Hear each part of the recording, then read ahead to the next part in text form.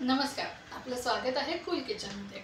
आपण कूल किचनमध्ये बऱ्याचदा ना ट्रॅडिशनल रेसिपीज बघतो, तर मुलं कंटाळतात। मुलांचं नेहमीचं म्हणणं असतं काहीतरी वेगळं करूयात। तर यासाठीच आज आपण एजियन इन्स्टंट नूडल्स बनवणार आहोत, सगळं घरच्या साहित्यापासून। चला तर मग बघूयात।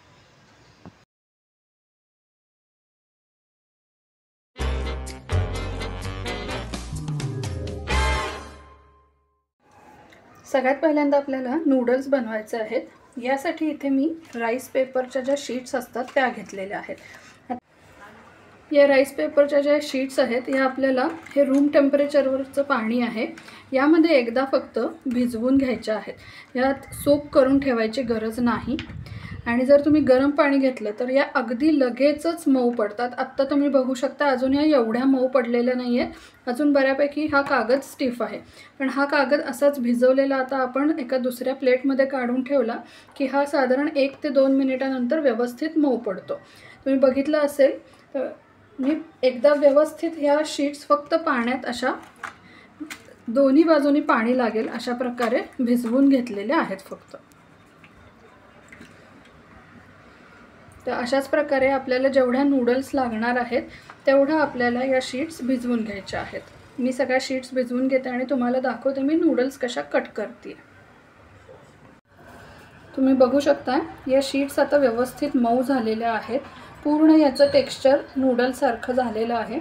आता आपण या ज्या आहेत या कट करून घ्यायच्या आहेत। तुम्हाला जेवढा थिकनेस हवा असेल त्यानुसार या कट करून घ्यायच्या आहेत।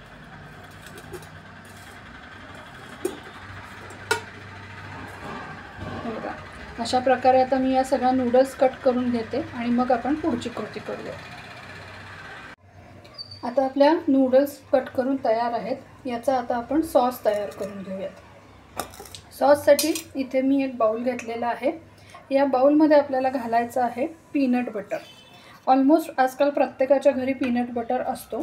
जर पीनट बटर नसेल तर तुम्ही दुसरं कुठलंही नट बटर वापरू शकता, किंवा तुम्ही पीनट बटरसाठी फक्त शेंगदाणे थोडेसे पूर्ण असं पेस्ट कन्सिस्टन्सी येईपर्यंत मिक्सरमध्ये वाटले तरी आपल्याला हे पीनट बटर मिळू शकेल। आता याचबरोबर आपल्याला जेवढा तिखटपणा पाहिजे त्यानुसार चिली फ्लेक्स घालायचे आहेत। चिली फ्लेक्स नसतील तर तुम्ही लाल तिखट वापरलं तरी चालेल।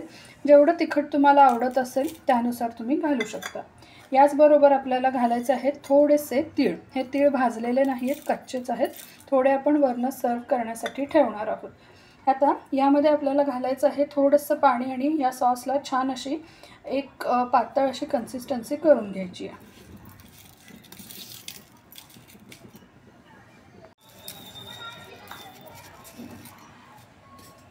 पीनट बटरमध्ये जर तुमच्या मीठ असेल तर तुम्हाला मीठ घालायची गरज नाही, पण जर नसेल तर आपल्याला थोडंसं मीठ यामध्ये घालावं लागेल।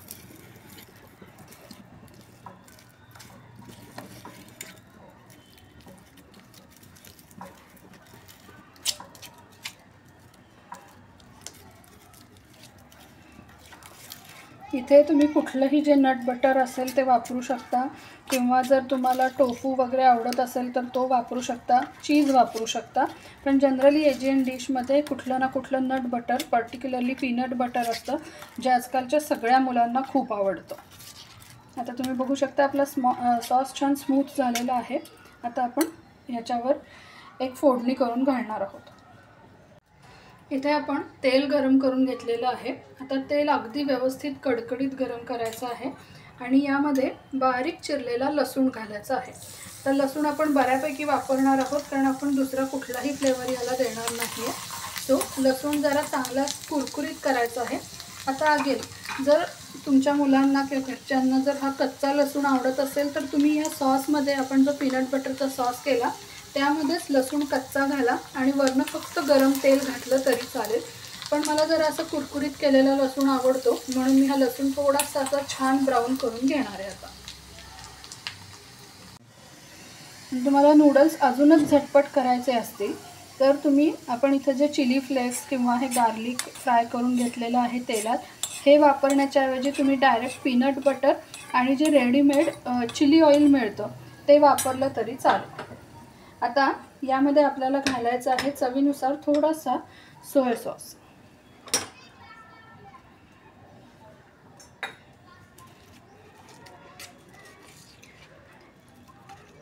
तुम्ही यामध्ये चिली फ्लेक्ससुद्धा वापरू शकता जसं मी म्हटलं तसं, आणि त्याचबरोबर चिली पेस्ट जी रेडीमेड मिळते आजकाल एशियन स्टोर्समध्ये ती घेतली तरी चालेल। यामुळे कलर ह्याचा एकदम लाल येईल।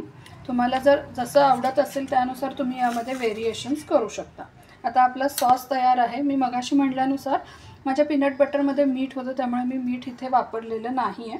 त्याशिवाय आपण सोया सॉससुद्धा वापरला ज्यामध्ये बऱ्यापैकी मीठ असतं। आता आपल्याला हा सॉस आहे हा नूडल्समध्ये घालायचा आहे।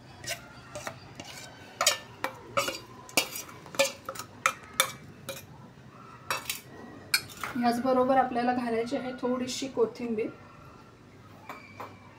आणि हे जस्ट आपल्याला छान असं टॉस करून घ्यायचं आहे आणि आपले नूडल्स खाण्यासाठी आता एकदम रेडी आहेत।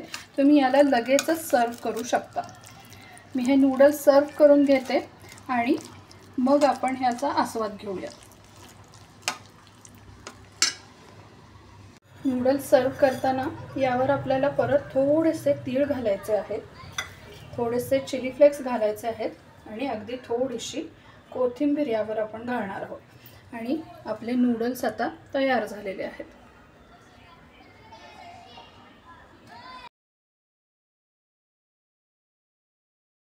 अशा प्रकारे आपले या झटपट एशियन नूडल्स आता तयार झालेले आहेत।